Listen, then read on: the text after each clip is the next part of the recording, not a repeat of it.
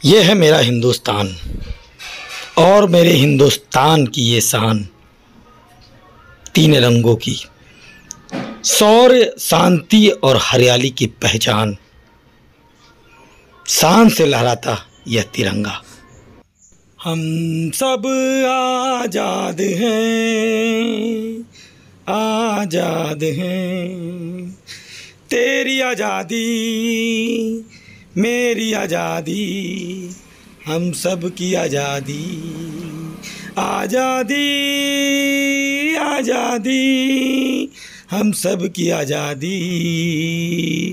Doctor Govind Namdev संस्कारधानी Rajnandgaon के इस होनहार कलाकार ने आज संस्कारधानी राजनांदगांव के चुनिंदा कलाकारों के बीच देशभक्ति के इस गीत के माध्यम से किस तरह से हमारे देश के तिरंगे का सम्मान किया जाता है, देश के वीर जवान किस तरह से नदियों, पहाड़ों और बर्फ़ की चट्टानों पर किस तरह से अपने फ़र्ज को अंजाम देते हैं।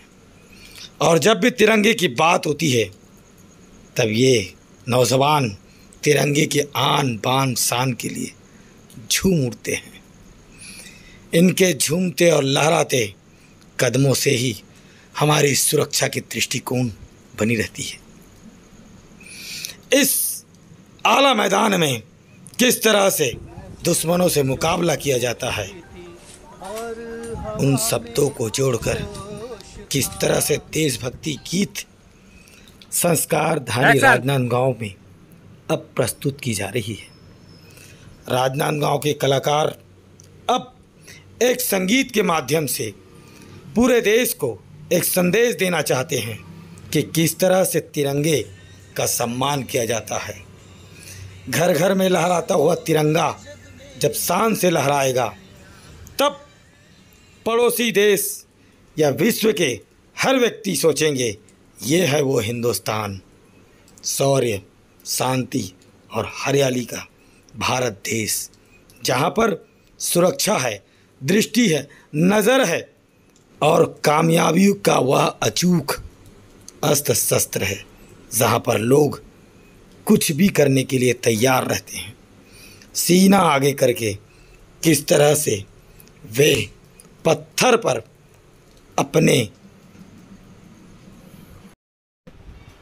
हम पूछते हैं डॉक्टर गोविंद नामदेव से कि इस गीत का असली मकसद क्या है और उन्होंने इस गीत को संस्कारधानी राजनांदगांव में प्रस्तुत करना क्यों चाहा।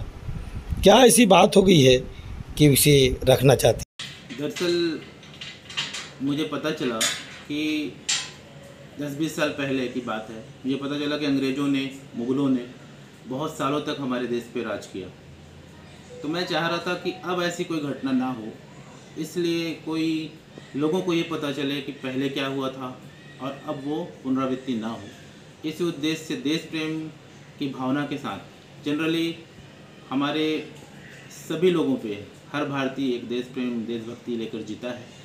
तो वही भावना मेरे अंदर भी थी और मैंने ये रचना कर दी। सर, ये जब गाने की शूटिंग हुई उस दौरान आप कैसा फीलिंग महसूस किया?